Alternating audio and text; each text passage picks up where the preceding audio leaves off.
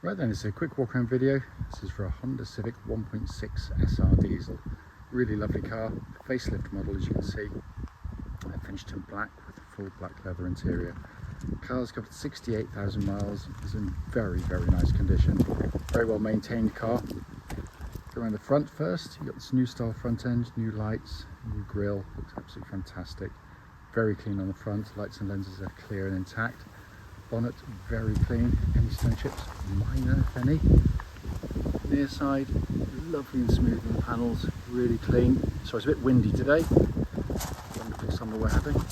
Near side alloy really good, panels generally good, just any marks light. Near side alloy excellent.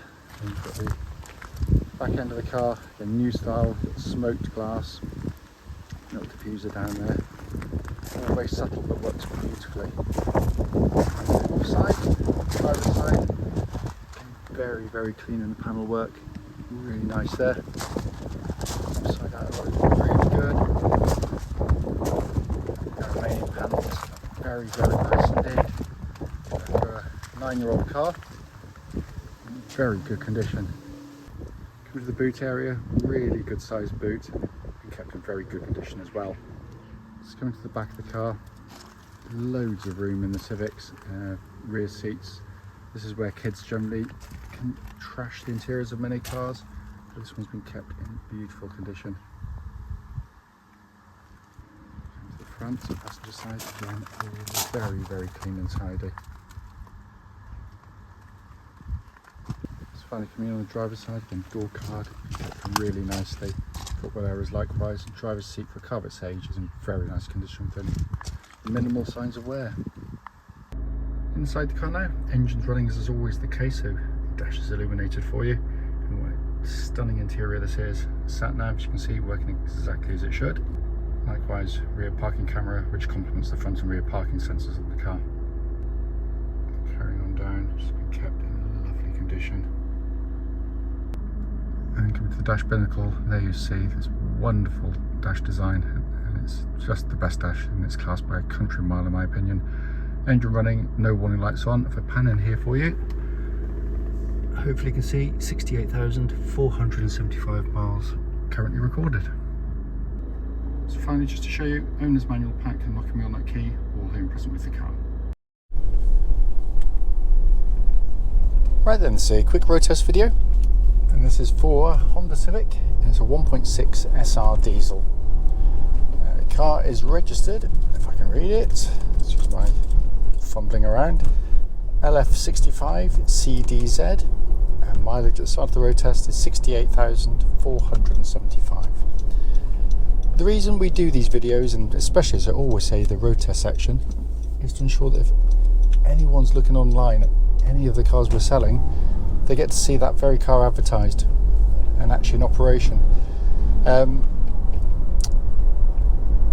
Unfortunately, like loads and loads of people, we get to see cars which look perfectly good in photographs or description, and then to get there and find and see it and drive it and find it's got an obvious fault that shows up, which can be hugely frustrating if you've driven a long way.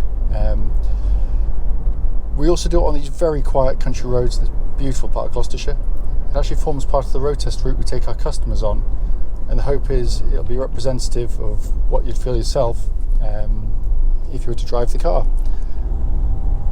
So coming to the car itself, it's been very well looked after, and it feels it as soon as you drive the car. And we can virtually end the video here because it just drives beautifully.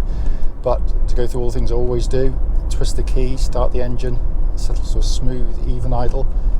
There are no warning lights on the dashboard at all relating to the engine or any other part of the car for that matter, and temperature gauge running at a third, which is exactly where it's meant to be on a Honda vehicle.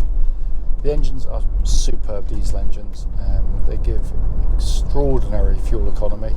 I always talk about real world fuel economy because you know what the manufacturers say isn't always what you're going to get. But I've owned loads of these, and even doing the driving, which isn't really conducive to great economy, I'd be high 50s, 60 to the gallon. Longer trips over 70 relatively easily. But it's just also a lovely engine to use day in, day out, because it's smooth, quiet, powerful, punchy, flexible, and being a Honda, it's cam chain driven and reliability is top of the class. Engine then feeds through into the clutch and gearbox.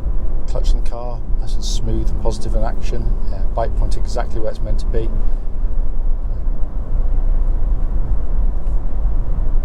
Moving then on to the gear lever. Sorry, I was completely distracted for a second. Moved on to the gearbox, clutch to gearbox. Just another classic Honda gearbox, beautifully done. Honda put a huge amount of effort into making these feel nice because they engineer things beautifully. And the gear change, like most front wheel drive cars now, gear lever here is actually joined to the gearbox by cables. And unfortunately that means in lots of cars they can be vague, lifeless, notchy, horrible affairs. And nothing could be said to say that of the Honda, because it's the gear change, it's got a lovely mechanical, almost hefty quality to it, but you really feel the gears engage. It's a beautifully resolved gearbox, which is a pleasure to use, which isn't always the case, as I said. And it feels exactly as it would have done when it's new. There's zero wear in it. Moving on to the steering and chassis, which has always been my favourite part of these cars, because it's a car that manages, a rare thing, to do two things brilliantly well. It is fundamentally a family car, and that in essence means you want it to be smooth and comfortable for all its passengers, but also for those who enjoy driving, it still manages to deliver. So driving along now, it's cosseting, it's beautifully damped, it's very comfortable indeed. So it ticks that box. But when you go through corners, it's when it comes alive, and the steering is a major part of it. It's got lovely weighting to it. It's very quick and precise. So going through this corner with a bit more speed than normal, you go in, turn in, hardly turn the wheel. The car sits almost flat through the corners, but it's superb, absolutely superb, because not everybody has kind of lost that enjoyment of driving, and this car really does genuinely deliver on that. Worth pointing out, there's absolutely no clonks or rattles from underneath the vehicle at all. It's as solid as a rock, and the steering itself tracks absolutely dead straight without any vibrations at this speed or any speed up to the legal limit actually. Brakes on the car, I'm going to leave it a little bit late to turn. Let's give the brakes a bit of a push. Really nice powerful brake pedal on the car, absolutely no vibrations or pulsing back through the brake pedal, so all in very, very fine order indeed. And then we move finally on to the interior, which I readily admit, I've always said that the Civic interior, I love it. I love this design, but it is a Marmite interior. You either do like it or you don't. It's as simple as that. What is unarguable is it works brilliantly well.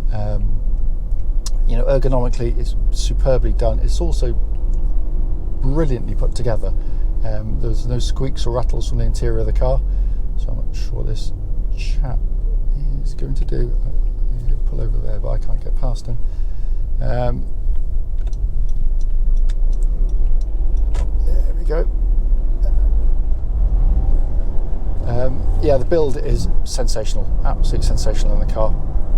Loads of space, loads of room in the back, massive boots, all the usual things you get from a Honda. But then you've got this wonderful interior design, in my opinion. The most conventional part is the centre stack, which is as you get with lots of cars, but very well done by Honda. Simple, easy to use, Garmin based sat-nav system. Then below that you've got a dual zone climate control system, so you can have different temperatures side to side if you so wish, and that is pumping out absolutely ice cold air, by the way.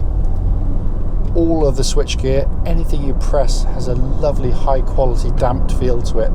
It really is, lesson to other manufacturers how to do these things. And then what I consider the best part is this two-tier design directly in front of me. So basically what Honda have decided to do in this car is the upper deck is the information you can look at most regularly, so they don't want your eyes off the road for or the minimum period of time possible. You've got an information display panel up there, so if you change things like radio or your fan speed, hit down here, don't have to look down at the screen. You basically press the button and you get a much bigger display, comes up higher up on the panel there. But the gauge that everyone looks at, or should look at most regularly, is your speed, and there it is, white on black, all by itself, nothing around it. You can look ahead at pedestrians or cars coming the other way, cyclists or whatever happens to be, and you can see the speed you going at the corner of your eye. Flick of a switch, that changes to kilometers per hour as well, so if you go abroad, it's really nice, it changes all that for you. You can change the litres, etc. on the information display as well. And then down below that, a more conventional pod of dials, big rev counter flanked either side by your temperature and fuel gauges. But it all works absolutely beautifully. It is a really, really lovely car, this one, and I cannot fault it in any way.